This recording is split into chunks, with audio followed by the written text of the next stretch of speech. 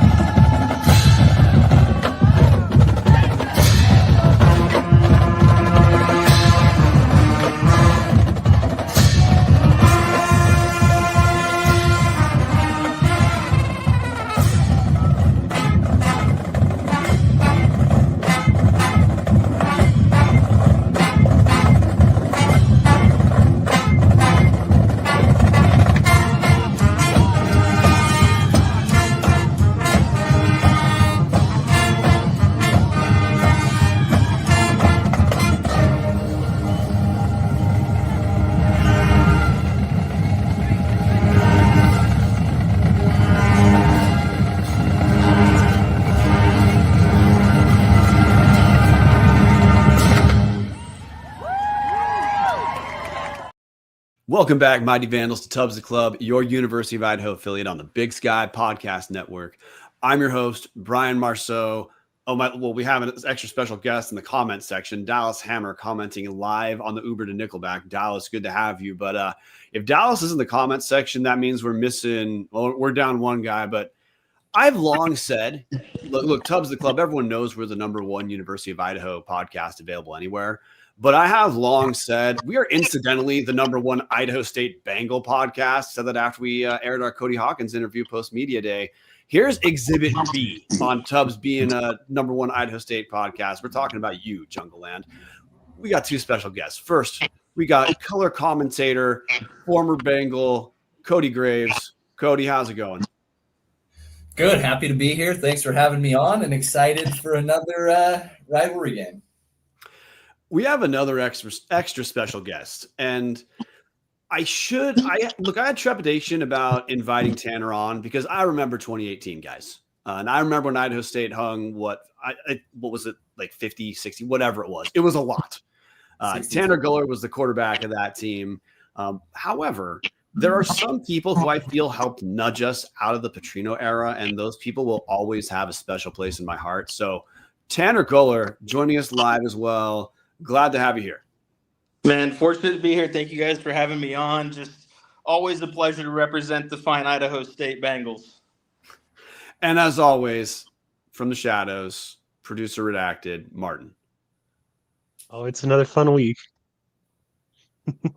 That I guess that's a way of putting it. Okay. Yep. So look, we got one quick update before we get to the game. First off, if you have been paying attention online, look, everyone knows Thomas Ford was fined $2,500 from the Big Sky Conference for, if you listen to his post game and the presser afterward, this week's presser, his critique of an objectively terrible call that really hurt Idaho's chances to hold on against Sac State was about as reasonable as it gets, and he was fined $2,500 for that. So, look, in that patreon.com/Tubs the Club, hashtag only Tubs Discord, there's some people kicking around the idea, in particular Dan Hunt, of let's pull the trigger on a GoFundMe.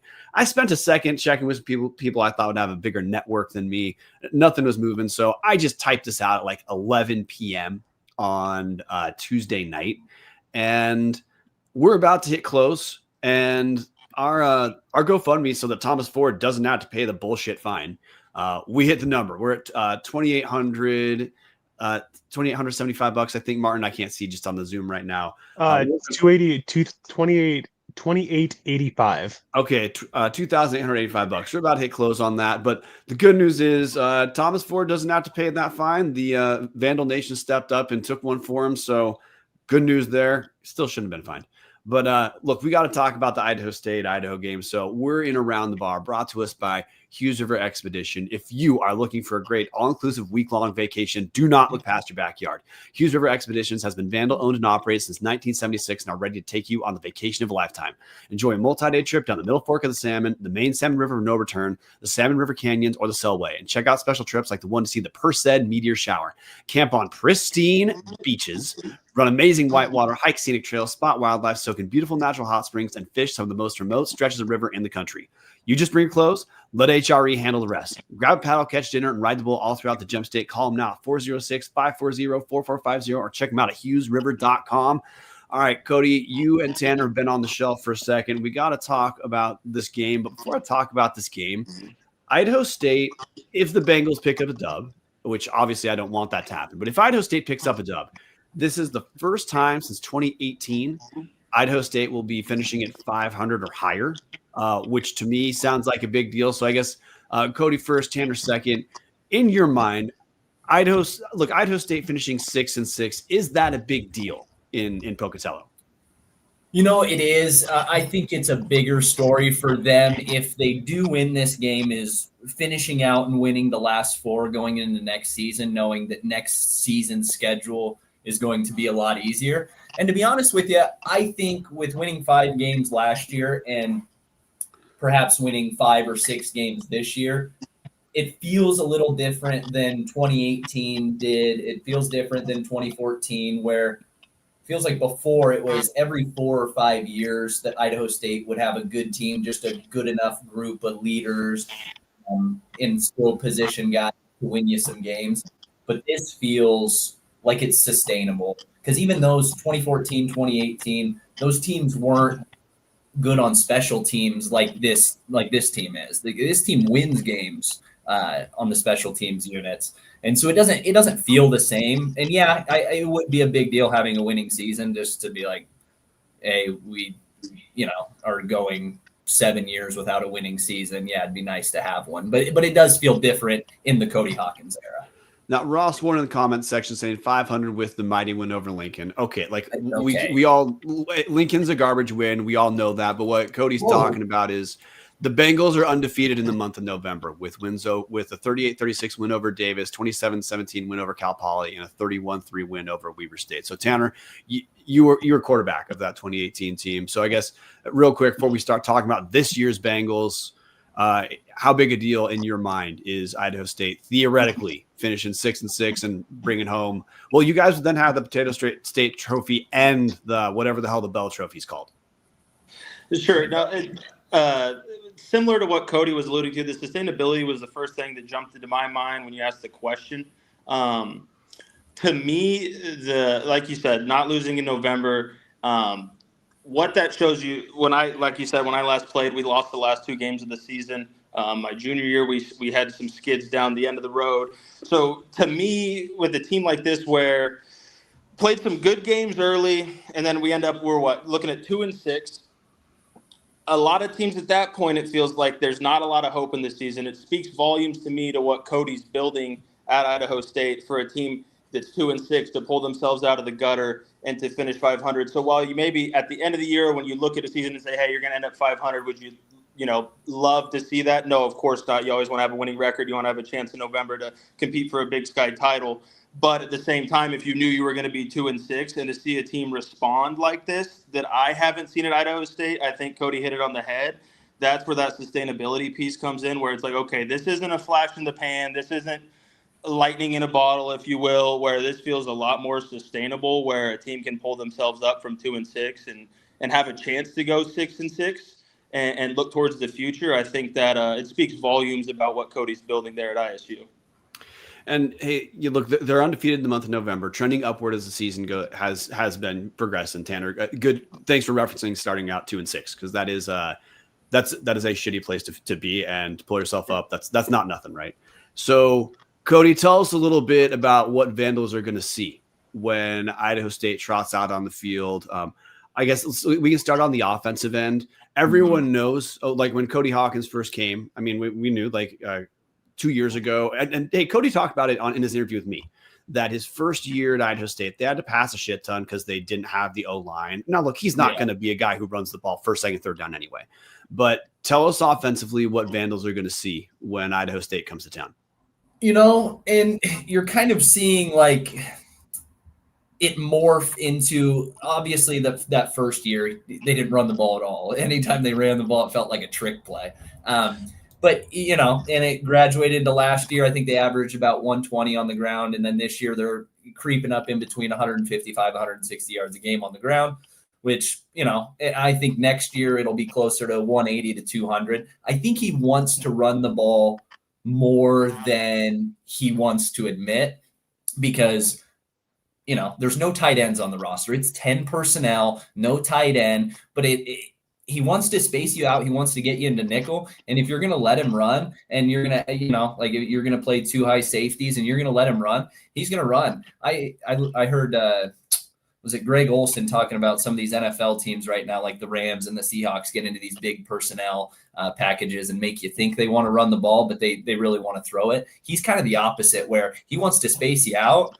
And if you let him run it, he'll run it all day. But what you're going to see from Idaho State, I think they'll struggle running the ball against your guys' defense. I think you guys are really good up front and have really quality inside linebackers and number 4 and 21 total studs. But I think you're just going to see a lot of spreading it out. And then early on, I think your safeties are going to have to prove that they can stop the quick pass game with the slot receivers. And you saw it a little bit last week with Weber State. And the outside receivers are probably the better of the receivers, with Nunnally and Shulikov, who are absolute studs. But they've got about 6 slot receivers that could just destroy your safeties in coverage if they're not, if they're really not great in coverage. And Tanner, can you tell us a little bit about, you fellow quarterback, could you tell us a little bit about what we're going to see in the pass game, talk a little bit about Jordan Cook? And of course, I've brought this up on our show because Idaho's got a super young receiving room. They're going to have 4 of their top receivers out this game. Last game, 5 of their top 6 were out. So receivers getting separation has been an issue for the Vandals for a lot of this season. I have not seen that be a big issue for Idaho State. So Tanner, just let us know a little bit about what we're going to see in the pass game. Sure. I think partly, again, it's just a testament to what Cody Hawkins does schematically. I think he's an extremely bright mind, and the way he can scheme guys open is a huge benefit in the Big Sky, especially. But like what Kody was saying with all the slots, the one thing that stands out to me with Cook is just the ability to spread the ball around. He doesn't rely on one guy. There's times, obviously, Shulikov and Nunnally, absolute studs. But there's times where they're not always getting the most targets in a game, right? He finds a way. It's the, just the kind of the point guard, if you will, of quarterbacking, just spreading it out, going to who's open with the slots, like Kody was saying, just how many guys, they damn near look identical on the broadcast when you're watching. Yeah, there's so many guys. What's that? Yeah, I was just reiterating, they look identical.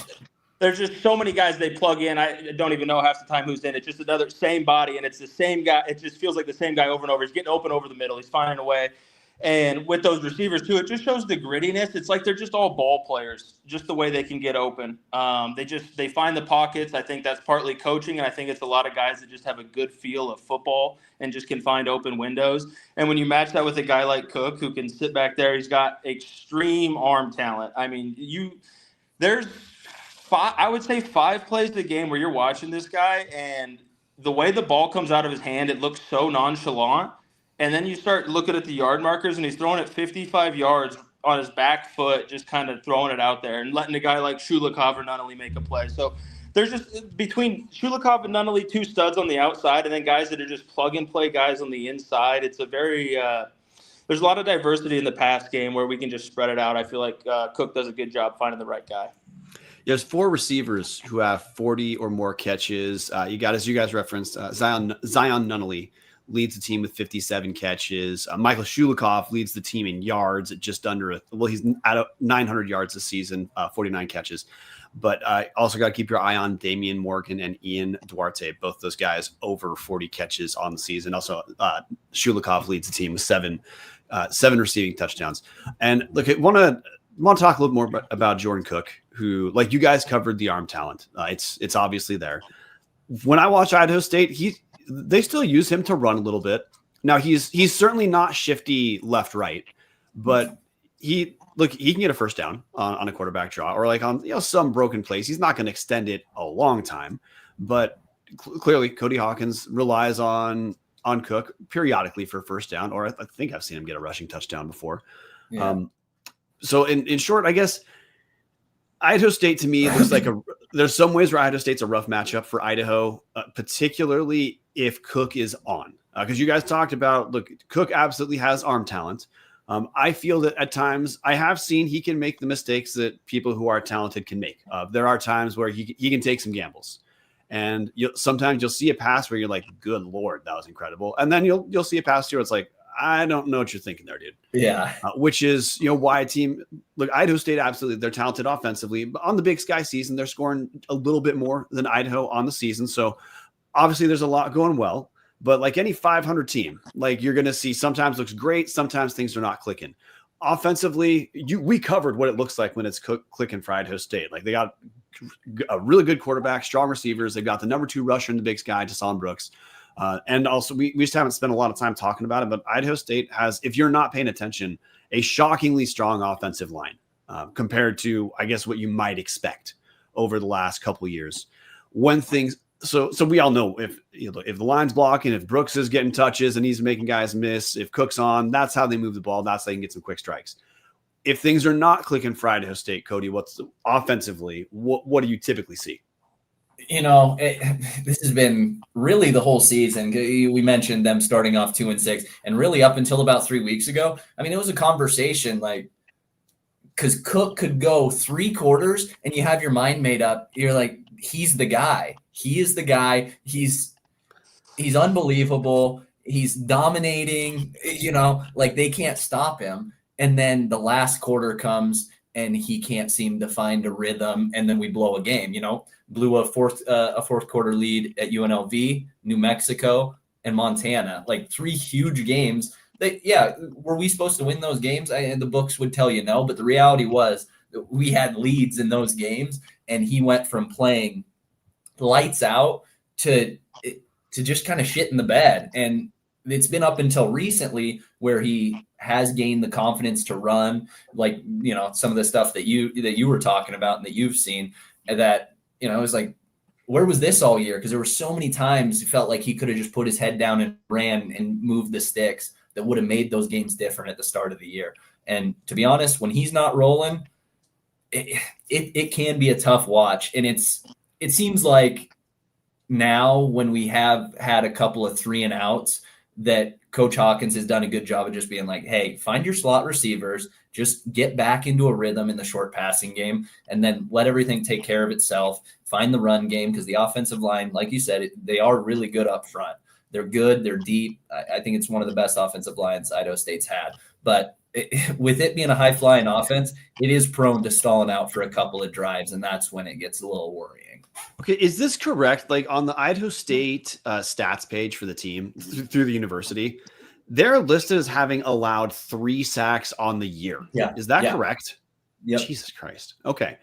And that is partly like it's a real timing offense. There's not a lot of times where he's just sitting back there. He gets the ball out of his hand quick. And I think that's where they have struggled is if you're able to get pressure on him and the outside receivers are able to, if you have pretty good corners that could get physical with them at the line of scrimmage and knock them off their routes where, you can't throw up those deep balls to the tall outside receivers. That's where like Montana State had a lot of success against us and we just couldn't get the ball out there to him. But he wants to get rid of the ball quickly. And that's why why some of the stalls have came at the start of the year. All right. Now, other side of the ball, Tanner, I'm going to ask you first. So Idaho State, if you look at just like season overall comparisons, Idaho and Idaho State are very similar in what they've allowed in Big Sky play. They're both scoring right around 28. They're both giving up right around 28. Okay. On the defensive side of the ball, Tanner, what do you see as relative strengths for the Bengals, and what is the part of Idaho State's defense that makes you, when you're watching games, be like, oh, good God, here it comes? Strength to me, just all that comes to mind. I just Rylan Leathers. I love Rylan Leathers. It feels like every play you're calling his name. He's just around the ball. It's one of those guys that just ends up involved in the play no matter what, and something like that. Kody, what class is he? I believe he's not an older guy, is he? No, he's a freshman. Yeah, and you just which is nowadays, I guess that's a bit worrisome too. You don't know how long you're going to see that, but it's like right now. Obviously, I'm more of an offensive guy with the defense on the field. It's just like Rylan Leathers. So that really fires me up with a young guy making plays like that. On the flip side, to me, just as a spectator, just watching the game, obviously not knowing what's going on behind closed doors anymore, I'm just always stressed about a big play. And it's not always something that's going to be maybe a 50-yard play, but it's a third down conversion or it's a quick drive starter to get the other team going. That feels like it happens a little bit. That I just feels like I just would say I guess it's tough. I don't know what it's like to like be comfortable when your defense is on the field. I'm just always feel like I'm almost on eggshells. So there's just always the underlying anxiety with me, and that's certainly maybe some PTSD too. But yeah, there just feels like there's susceptibility to some big plays at times. Which I guess I've grown a bit accustomed to, I would say. All right, Kody, what do you see on Idaho State defensively? I've seen a defense that has definitely improved. Grant Duff, it seems like you're seeing what he wants the defense to be like, even though there might not be guys in places or built for his scheme, because it went from that 3-3-5 that Josh Runda wanted to put in. So the personnel is built like that a little bit. They got some guys in the transfer portal that help out. Cam Willis has been a good edge rusher for him. But like at linebacker, playing that 4-2-5, you need to have some speed in those stack linebacker spots. And I think their linebackers are good and are very experienced. They're good football players, but they don't necessarily fit exactly what you want to do in that defense, like what Weber State, that defense looked like in the late 2000s, where it seemed like you couldn't run the ball again. You couldn't score points on, Weber State in those times. But a team the defense has improved. It's really struggled with stopping a running quarterback. It was a little bit better last week, but from UNLV on, anytime that we faced a running quarterback, they've given us fits, and that's what worries me this week with Joshua Wood, because he might be one of probably the best running quarterback that they'll face this year. Yeah, want to just buttress a couple of points you brought up. Cameron Willis leads the team in TFLs with 10, has 6.5 sacks. Also, a guy to pay attention. Is Bronson Childs? Is he healthy? Yeah. Okay. I just saw the 9 games played.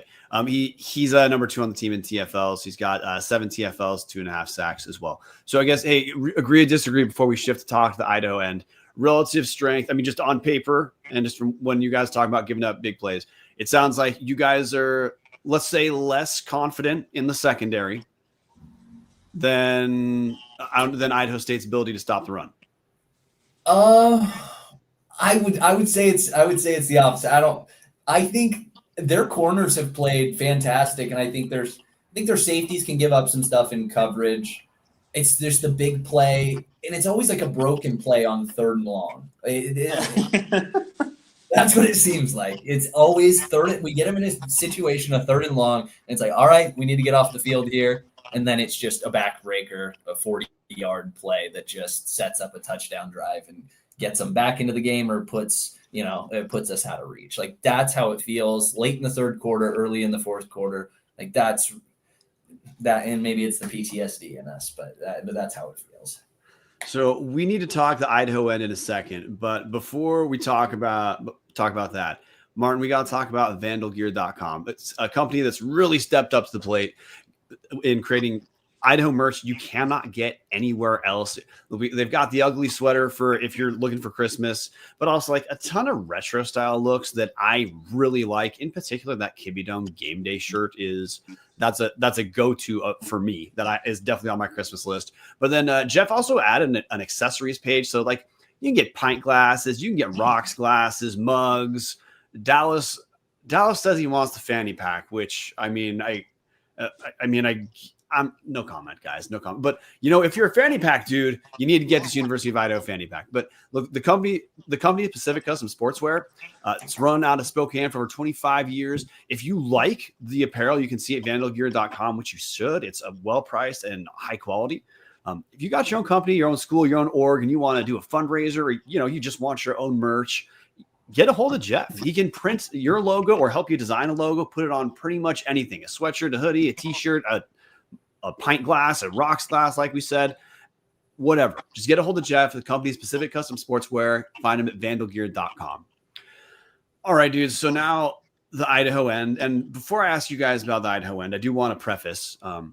Thomas Ford has been what I would call aggressively vague in commenting on the fact that Matt Linehan is clearly no longer in the booth. And Thomas Ford's guy said Tyler Pow is in the booth.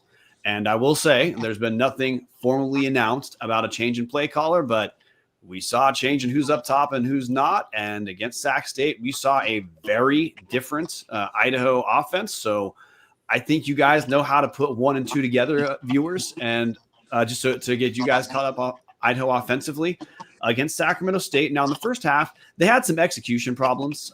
Some of that could be running a different offensive attack for the first time. Some of that is just, like I talked about earlier, that Idaho State, 500 teams, man. Sometimes they look awesome. Sometimes they don't.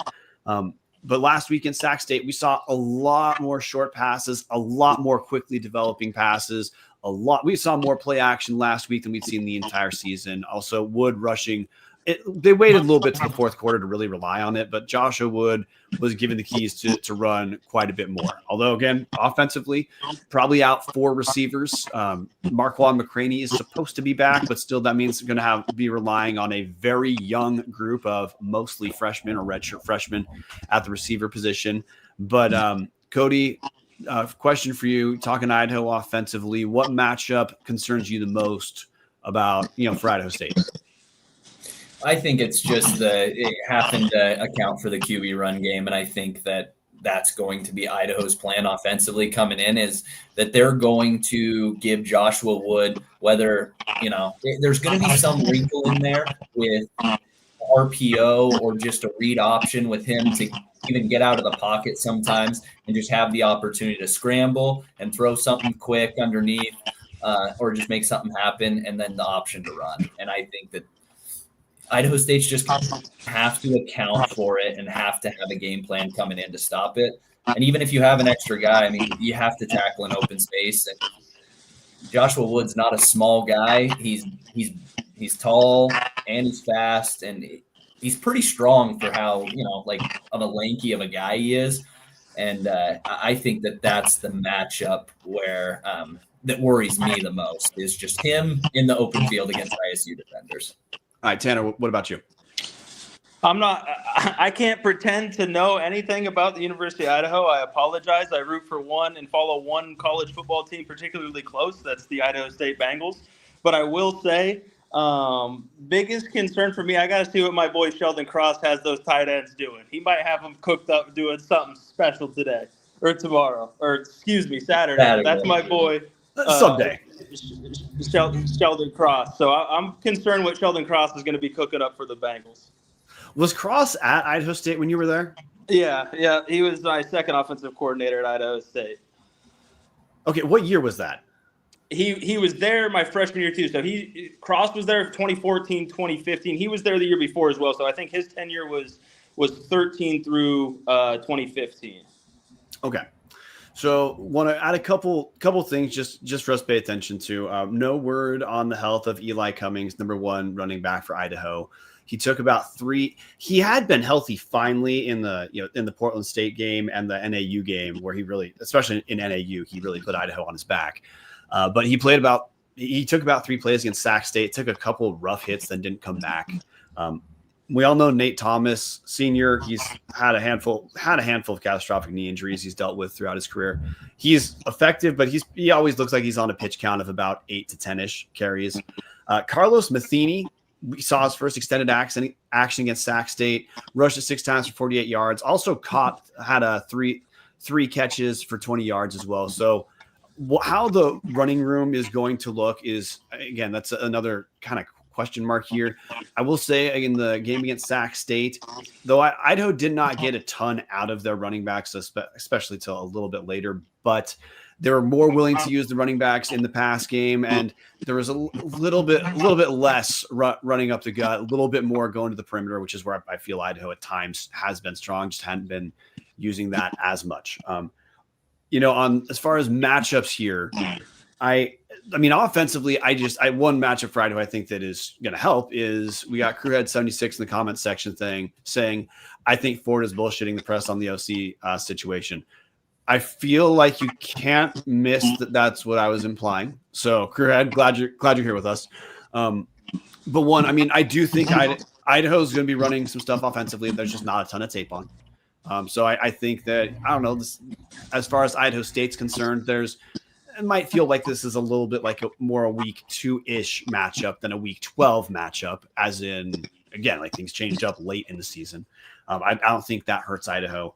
And I'm interested how Idaho handles the big play thing. Cause like you said, Kody, you feel Idaho State's been pretty strong. You feel like their secondary has been pretty strong, relatively speaking, except they give up big plays. Yeah. And Idaho is certainly, look, they're playing some guys at receiver who realistically should be redshirting if they weren't down to, if their number 2 receivers are number 7 receiver right now, or their number 6 receiver right now. It's just the reality situation. But on the flip side for Idaho State, Idaho's got a kind of banged up running room as well. And that's the area you felt a little bit more concerned about. So I guess, hey, if you're here to talk, you're here as an Idaho State expert, Kody, but this is an Idaho show. So if we're talking keys to the game for Idaho, what are you looking at as a Bengal fan?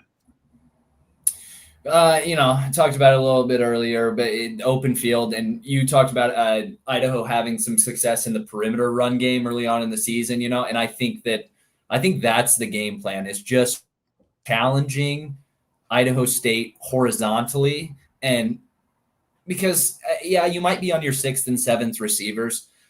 And the reality is, like, you guys have talent. You've had talent, even going back to the Petrino days. Like, there's no lack of pure skill or athleticism out there. Is there the cohesion, maybe because Joshua Wood hasn't thrown to these guys all that much? Yeah. But I would just challenge them horizontally and make Idaho State try to run with you, and just at the end of the day, force them to make tackles. Don't be inside. Yeah, you're going to have to run the ball in between the tackles, but I'd challenge them on the outsides, and that would be the keys to the game there. And a heavy dose of Joshua Wood, and not be worried if you're going to injure him or not, because it is the last game of the year. I mean, in all reality, if I'm an Idaho fan, I want to see him in the stat sheet after the game that he has 20 to 25 carries himself. Well, and it's important. Idaho's got to keep the Potato State trophy away from the Hoarder corners. We know that's probably where King Spud vanished to. And Jarek Walcott spent way too much time putting that trophy together to risk it fading into oblivion. But okay, Tanner, I'll ask you keys to the game on the Idaho State end in a second, but in your mind, keys to the game for Idaho Vandals. Yeah, was that I came across that post on Twitter the other day. Was that you guys that posted who posted that Hoarder's Corner? That was tough look. Now full disclosure, I don't usually like to pat myself on the back too much, but the dude who at least online came up with the term hoarder corners, you're talking to him right now. So yes, those were pictures. I don't have the geography of Holt, and I'm always going to call it Holt, guys. I don't have it. I don't have it memorized, but yes, I've got a few pictures. I know one of the corners is now like it's not a corner anymore. It's like a meeting room, something like that. Yeah. But there's 3 other corners, and let's just say they are not empty. But I wanted to be pissed off when I saw that, but respect. That was a good call out. That's a fair call out, I would say. Keys, again, speaking from an Idaho State perspective, and I know you alluded to the fact that you guys may have backup receivers in there. And then, Kody, we're talking about struggling with mobile quarterbacks. I think there's a part of me for Idaho, as an Idaho State fan, that concerns me is you also talk about lack of separation. So say your receivers aren't able to get some separation on quick timing throws, whatever. That to me sounds like a perfect recipe for Wood to be able to get out of the pocket and extend some plays if guys aren't getting open right away, and then use that dual threat ability. Does somebody pop open down the field or take off and run? I'm sure there's going to be some design run, but there's parts of me that are more concerned with big gashes on extended plays. And maybe that's because just maybe a silver lining for you guys with the lack of separation from maybe some of your younger guys. He's extending plays because of that, and that concerns me as an Idaho State defense. Conversely, and then, hey, first Kody, then Tanner, if Idaho loses this game, a.k.a. Idaho State wins, what's probably going to happen? Like if we're sitting here, Idaho State had won, what happened in the game? I could tell you Jordan Cook was just in rhythm and found his slot receivers early and connected with his outside receivers on a couple of big plays that he was able, that he put some air under some balls that Shulikov went up and got. Cause I mean, some of these jump balls, I don't know if you've seen them this year. I mean, he's made the top 10 like twice, like those 50-50 balls. And it's a cliche to say, but it is with him, it's 90-10. And he's some of these games, he's only having 3 catches, but he'll have 75, 80 yards. It's going to be because he was able to connect with the outside receivers for like 3 big plays that were in key moments of the game. I think that's really what it's going to come down to. I think Dason Brooks runs for over 80 yards, and I think Jordan Cook completes over 60% of his passes. Speaking to that rhythm piece, I think there's a part that if Cook's in rhythm, if we have a few big runs early in drives, I think the Bengals are going to be okay. And yeah, so I think that a main part is converting on third downs on the offensive side and not even being great on third downs defensively, but just getting off the field on some third and longs that are, statistic probabilities you should get off the field that they haven't been able to in some of these close games. They're going to have to just swing a couple of them in key moments as well.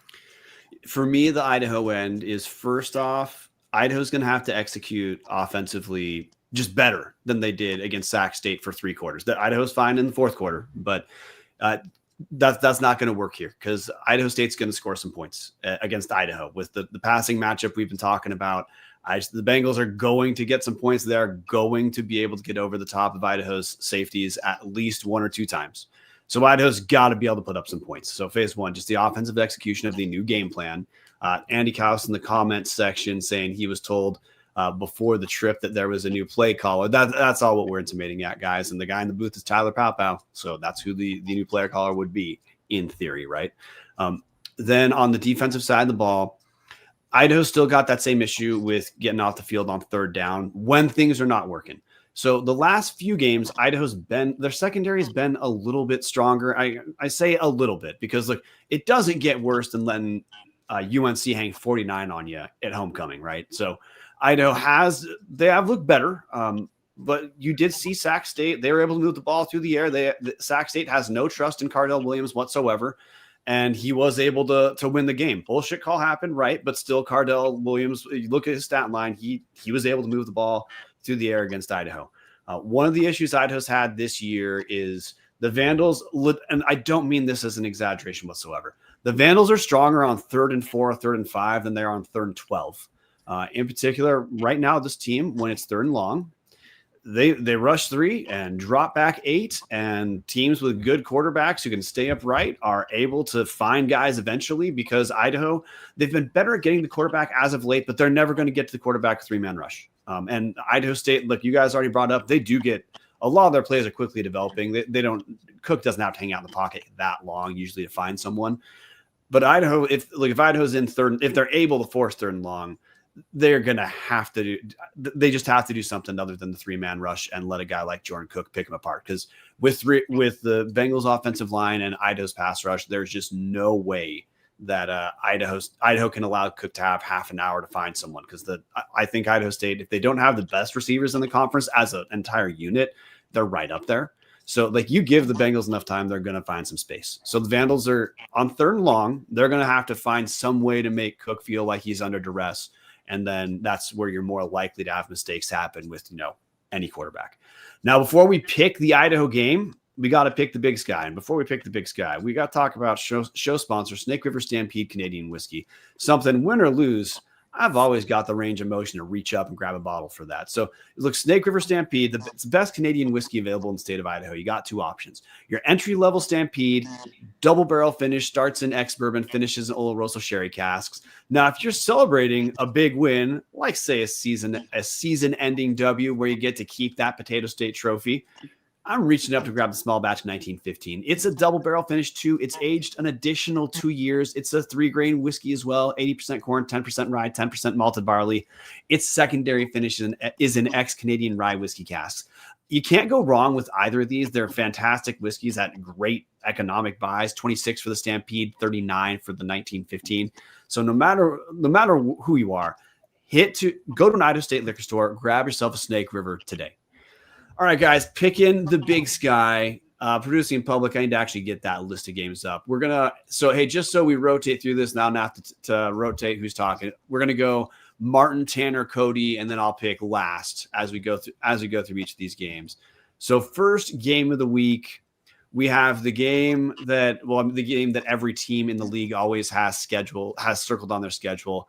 Top 5 Portland State traveling to Northern Colorado, Martin. I'm going to go Northern Colorado. Yeah, I'm going to go Northern Colorado big.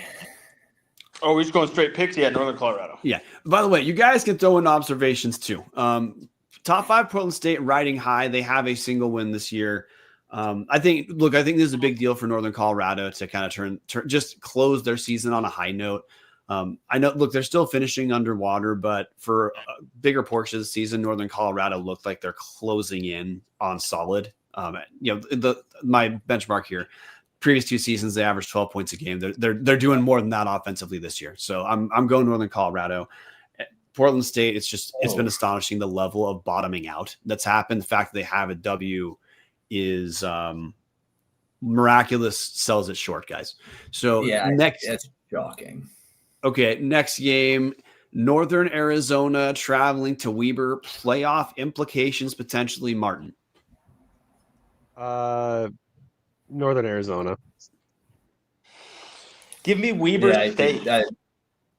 Oh, come on. Okay, well, Tanner, you got to explain that one. Weber State? Yeah, I just think there's something to be said. Listen, a tough loss last week, interim coach. The boys are scrapping. They don't want to come in here and let Northern Arizona walk all over them. I just think it's one of those games. You guys know how college football can go, especially the Big Sky Conference when you check the scoreboard every week. Sometimes you never know what to expect. I think Weber State comes out of nowhere, dubbed end the year. Yeah, I just don't. From watching that Weber State team last week, I just can't think of a world that they beat Northern. It is at home, but Northern Arizona is fighting for a playoff berth. The season started off a little rough. They shouldn't have lost that game down there to you guys. I think Northern Arizona rights their wrongs, makes it to the playoffs like they were supposed to. Okay, so Kody, you're sitting by the way. I'm picking Northern Arizona too. So Kody, you are saying, and just because I haven't got to talk about it on the show, if Northern Arizona picks up the win, They'll sit at 8-4 on the year. However, not a single. Well, maybe it depends on what happens this week. If Idaho State beats Idaho, then that will mean NAU has officially beaten one total team with a record of 500 or better, and that would be exactly 500, sub 500 in D1 games. So, but you're saying you think, hey, 8-4, but with no good wins, you would still say you think NAU's in the playoffs? Oh, see that. I don't know. I mean, the Big Sky's tough. Like, yeah, there might not be teams over 500, but it's not like they're going out there and playing Portland State every week. Like there's some of these teams that are below 500 are still good teams, and the Big Sky Conference is still the deepest conference. It's not as top heavy as the Missouri Valley. I think that you have to take that into account. Like there's bottom feeders. Like the back half of the Missouri Valley is not good. Like the back half of the Big Sky is good outside of Portland State. Yeah, I would say NAU makes the playoffs. Now I will just bring up so listeners know there's going to be at least one fewer at-large spot available because the Ivies are taking part in the playoffs now. So there's one auto bid out of the Ivy, and just depending on how that shakes out, I don't know if it's Harvard or Yale because I don't pay attention to other conferences on purpose, guys. But I believe if Harvard drops the last game of the season, they would not win the conference. They're likely in at large. But that's just a way to say, I think NAU's in, but they're one of the last few teams in at 8-4 with no impressive wins. But that also means they're the type of team that, hey, they might need a little help, or at the very least, they need some dice. They need some dominoes to not fall against them. But I think an 8-4 Big Sky team should pretty much be penciled in with no sub D1 wins on their resume. All right. Next, are you sure they didn't have Lincoln on their schedule? Jesus Christ. Yeah. Well, they did. They had Lincoln on their schedule last year. And by the way, I'm sure I can get you guys to co-sign this. Like from here on, because you guys already got to collect your W.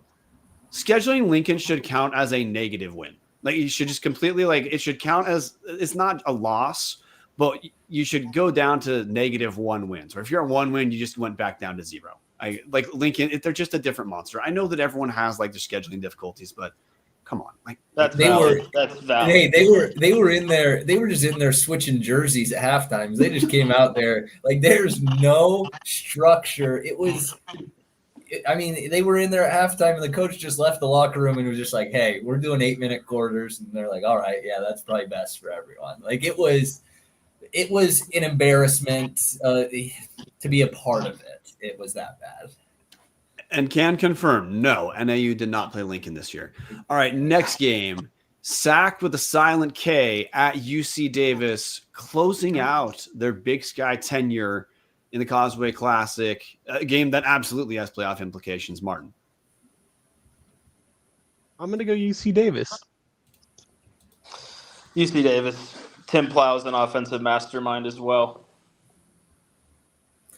I think I'm just going to go with the upset and say Sac State. As much as I don't like what they've done this year, a lot of transfer portal guys, but Marion's got. I mean, what can you say? They've edged out some gritty wins. I couldn't believe that they won that one last week, even though the refs kind of gave it to them. Speaking of which, did they go back and look at? There was a punt in the first half that looked like it hit a Sac State player. Did they even review that at all or address that after? That was questionable. I don't want to get fined, so I won't. By the way, good ridden sack. Like that camera work was such garbage. Like the way it flips sides for that being an aspiring FBS school like that they have worse camera footage than Portland State. Which, side note, next year Sac State's going to play in a stadium that looks exactly like Portland State's when they move to Cal Expo. So anyway, good riddance, Sac. Say Tanner, you already picked? Did you pick Davis? Yeah. Okay, I am going to go Davis now. Kody, the thing I want to acknowledge you brought up about Sac State, I think they're kind of the ultimate hot cold team in the Big Sky, as in they do have talent. They absolutely can run the ball. But they're also a team that they can look like a bunch of transfers who were just assembled last week at times. We saw that in the Idaho game. Sometimes they look like, hey, look, sometimes they're great at getting the quarterback. Then sometimes what God's name you guys doing? Or offensively, they're kind of weird because they have a ton of talent. They can run the ball real well, but they have blue chip-ish quarterbacks who have just been atrocious the entire year. Which, I mean, but we also, generally speaking, we know at this point, if you're like a 5-star quarterback who goes to the Big Sky, it's because you just shouldn't have been a 5-star quarterback. We've seen more than a few guys do that. I mean, Sam Heward was the most productive blue chip quarterback who bounced down the Big Sky. But like, hey, Dylan McCaffrey in his time here, like he absolutely did not light the world on fire. Jaden Rashada was a different version of not fantastic. But no, I'm going to go UC Davis. Although that team asterisk, that if there's a team that can complain about injury issues, it's Davis. They're down, I believe, like 15 starters. I will say Plow, who I know he's a good coach. I know he's a well-respected coach. I cannot imagine anything dumber than losing the best defensive player in the Big Sky because you put him in at running back to get a touchdown. Like I cannot believe that's where we went. But anyway, going with it. That happened? Yes, that happened. That's how Rex Connors got hurt. They put him in at running back for a goal line touchdown. Blew out his knee. Oh, man. It's tough. That's tough. Yeah. Breaking news here. All right, so next game, Eastern Washington, Cal Poly, which this to me is an interesting game, not to watch, but to pay attention to the game cast, because Eastern Washington – they're sitting at 4-5. They could finish at 5-5, and they should finish above 500 in Big Sky play, assuming things, break the way I think they might. But Martin, who are you picking? Eastern, Cal Poly? I'm gonna go Eastern. Where's this game at? This is at Cal Poly. Is Eastern starting a true freshman quarterback? Did I see something like that today, or is there a chance of that? They are starting. I'm going to butcher his name. Jake Shackle. Is that their fourth starting quarterback this year?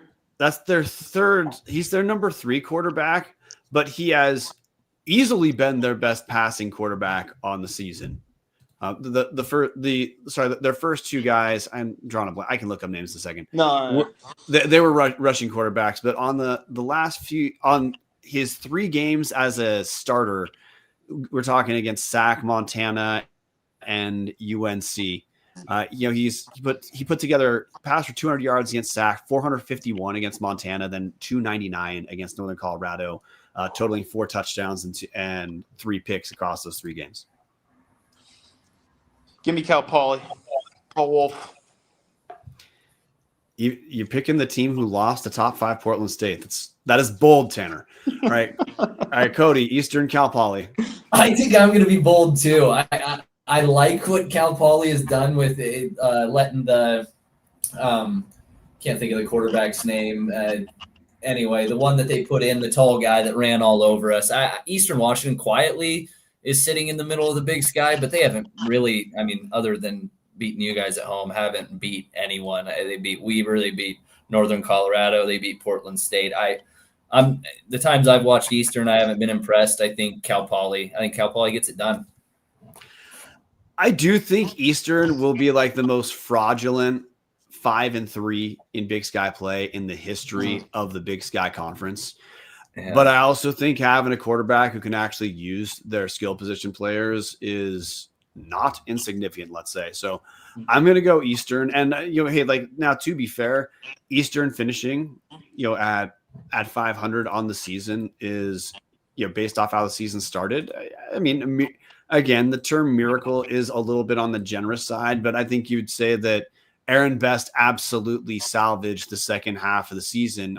This was a team that was sitting at 1-4 before getting to right the ship against Portland State, which maybe the lesson there is whenever you're struggling, man, make sure Portland State's on your schedule.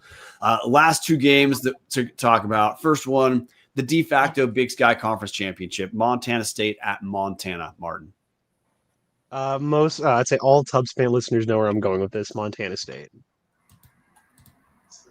Montana State. Montana State big. That is, Montana. Speaking of fraud teams, Montana is the most fraud undefeated team. Idaho State is a better team than Montana. I can't believe we let them. That is, they are going to get a rude awakening at home. Montana State by 45. Now I'm going to pick Montana State because now if you haven't been paying attention to the Big Sky Conference as a whole, like one of the things that you could easily miss is Montana State's given up 10 touchdowns the entire Big Sky season. Like that is a really strong defensive team. And Brent Vigen's one of the better offensive minds in the entire FCS. So of course they're cooking. The Bobcats are scoring just under 50 in Big Sky play. Now, I'm not as low on Montana as you guys, but I do think for undefeated, I don't think that's a team that gets past the quarterfinals. I think quarterfinals sounds like that probably a fair place for them to finish up. But no, I think Montana State should win this game pretty convincingly. The Bobcats have essentially, after their first couple weeks, they've had no close games whatsoever. The Grizz have had to gut out a few wins that you just expect an undefeated team wouldn't have to. Now, credit to the Grizz, they did gut out those wins, right? Like they did gut out the win in Pocatello. I watched the second half of that game. I kept thinking Idaho State was going to put them away, but whatever. Or you talked about the Montana Eastern game where Shackle drops the snap to spike it, and have a game. What was that 2-point game? So they would have kicked the game-winning field goal from like 5 yards away. But whatever, the Grizz have still come away with W's. But no, they're not going to come away with a W this weekend. Final game. We've talked Idaho State through about as thoroughly as we're going to. Before we get to picks, Kody, Tanner, any last points about the Bengal Vandal matchup this Saturday? Go ahead, Code. Oh, I want this to be the year, and I think if things go right, that Idaho State can do it. I still feel like Idaho State's margin of error is a lot smaller than Idaho's. Idaho State's got a legitimate chance to do it. I feel like they just Jordan Cook's got to come out and he's got to play how he's played the last 2 weeks, and it's against a tougher defense. And I just think if he gets it done, yeah, they can win. But I think that the margin for error is a lot smaller or thinner than Idaho's is. I think this is a very big game in Idaho State for the Idaho State program. I think it's a trajectory win, just keeping us on the right trajectory as we move forward, something to build on. See Cook continue to build his confidence. Watch a Grant Duff defense play aggressive, physical, and fast, and watch the Bengals hopefully put up some points. All right, guys. So we're at the point of picking games. However, there are two things I have to hit just before. So in the comment section, God damn it! Of course I scrolled past it. But hey, at 208 Fish, aka Andy Cow, saying Tanner, you part of the fat team. What does that say? FAT, like isn't that like the acronym for like ISU alums? give me football alumni team and I'm taking it. Okay, yes, football alumni team. Yes, he's part of FAT. Thank you. that landed as well as I hoped it would. All right, and then I was reading that comment laughing the whole time. Yeah, and then I can't see comments over here. I got people shouting off about the body. And then Nick Weber saying Lincoln would be in the hunt for the 2A state playoffs. Maybe. I think they have a better case in the 8-man league. But now it's time to pick Martin, Idaho State. I'm going to go Idaho 35, ISU 32. Idaho State 31, Vandals 28. Oh. I'm going Idaho State 31, Idaho 26. All right, now viewers, Nick Weber saying Vandals come out lit up after last week in the Big Sky shenanigans this week. Idaho jumps out to an early lead, but gives up points after halftime. Vandals 42, Stripes 28. I would love to go to that game. Crewhead 76, Vandals and OT. 208 Fish saying football alumni team. Ross Warren, Idaho 35-34. Picking with my heart. Steve, same here, Ross. Vandals win close. Tom Kendall, ISU has a real chance in this game. Man, I really feel like I need to go with the reverse jinx here because there's a lot of matchups that suck for Idaho this game.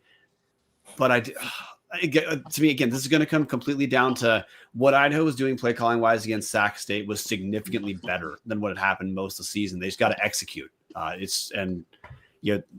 Yeah, freshman receivers and Joshua Wood. He hasn't actually been a starter that long. There are growing pains, and oftentimes growing pains come to losses, right? So I hate to do this. I absolutely hate to do this, but I'm picking Idaho State. I think it'll be 35-31. I'm terrified of third and long guys because Sacramento State was able to pick Idaho apart third and long, and Sac State has about as little trust in their quarterbacks as you could possibly have.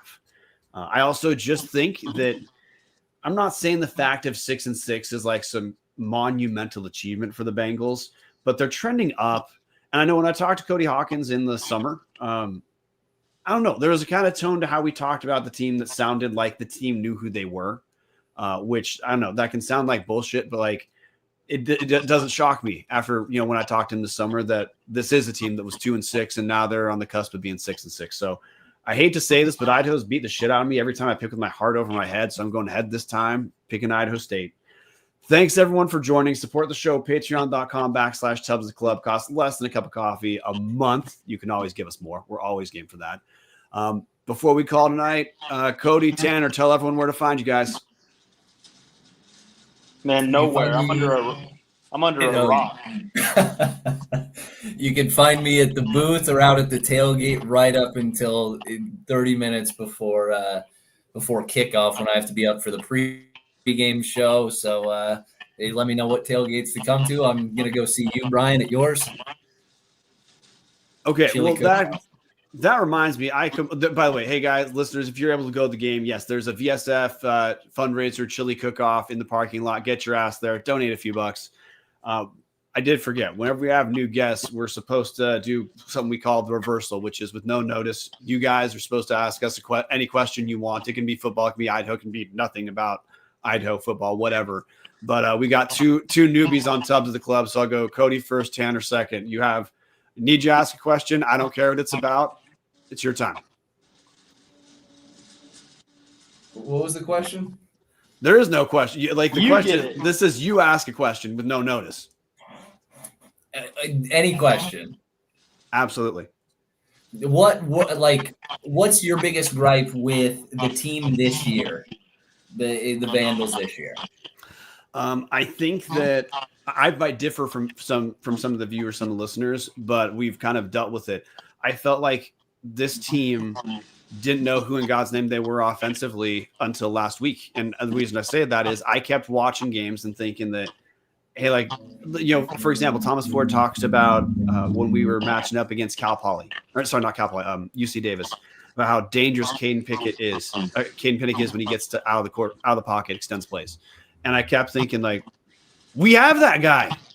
Why in God's name? Why are we throwing fades on second and long when, look, if Wood could hit those fades, he would not be at Idaho in the first place. So my biggest gripe was it took 10, 11 weeks for the team to figure out who they were offensively, and it appears to have taken a coaching change to do that. Now, credit to Ford for doing it. If that's what happened, which we all know that's what we think happened. Assuming that happened, that's a tough call to make, late in the season with a Vandal alum. So complete credit there. But I bitched all the time in our Discord about how I don't know why in God's name this team thinks they can do what they're doing, and they just haven't been getting as much out of the running back rushing as it seemed like the team thought they were for most of the season, minus a couple games. So that would be the biggest gripe, Kody. But I think that has been changed. At least my outlook for next season is now significantly higher than it had been previously. And Tanner, you're up next. I'm just curious, what are, I would say, the biggest differences just between Eck and Ford? Maybe something positive that's been different this year that you haven't seen in the past, and maybe something you missed that Eck had done previously. So to take the first one, Jason Eck is a very good coach. And essentially, he was a pretty damn good coach from day one. Yes, there were learning curves, but he was able to go through his learning curves, mostly picking up W's. Thomas Ford, I think we knew coming in he had less D1 experience than Eck had. And he also had some less experienced coaches at coordinators. And, we just had some misfires early that were sometimes annoying that weren't always player things. For example, there were a couple weeks in a row talking Northern Colorado, talking Eastern, where it just seemed like reading what the offense could do against the clock at the end of the second quarter. Like the team just there was a wrong strategic call a couple times. It gave up touchdowns that ended up mattering. And, I think that the coaching staff is clearly on an upward trajectory as the season's gone, which you would call that the normal learning curve for a group with less experience. But living through that, if I don't have to live through that and I can just get it, execution's on point and all that, I loved it. A thing about Thomas Ford, this isn't to say Eck wasn't a sincere guy, because I have no reason to believe he wasn't, but Thomas Ford is a pretty damn straight shooter. Like, you listen to his press conferences, you come away with material understanding of what he thought worked well and what he thought did not work well. What we'd also been told is, hey, after there's post-game event at the Best Western in Moscow afterward, and his coaching staff, they come there not really to kind of schmooze people, maybe raise money. A lot of them come there wanting to talk to people about the game. And which is to say, I think Ford's been pretty good about trying to at least continue or instill a kind of family culture for the team and for, the program at large. I think I believe it's going to work. I think I honestly just think that Coach Ford and a lot of Idaho misread how big a deal it is to lose your regular wave of P4 transfers. Like you guys lose transfers too, but you guys, it's been wild how Idaho State's been able to just churn out all Big Sky receiver after receiver after receiver. Whenever you have guys transfer, move out to places like Fresno State afterward. Idaho still was dealing with that, but then when Eck leaves, and then you have a second wave of your key contributors leaving, I just think people like us too did not understand that is a different monster to come back from than the usual replace your all Big Sky talent who goes to higher schools. So, hey, it sucks having to live through that, but I really feel like there's a lot of good going on in the Coach Ford world. A point I'm going to get to is we did start the fundraiser to pay his fine. I started at 11 p.m. and by 9 a.m. the next day it was met. Like, there's support for the guy in spite of it being a sub 500 season. And part of that's because Ford's done a ton of things well. We wish the record was better, but I'm still pretty high on where we're at with Coach Ford. So hopefully that answers your question. Thank you guys for joining the show. I wish you all the luck possible after the final snap on Saturday. And we'd love to have you guys back sometime. Awesome. Thanks for having us. We really appreciate it. Thank you, man. Go Bengals. All right. Well, Martin, Tanner already knew where to go. So, Kody, I'm assuming you know where to go. I'm going to go Vandals. Go Vandals.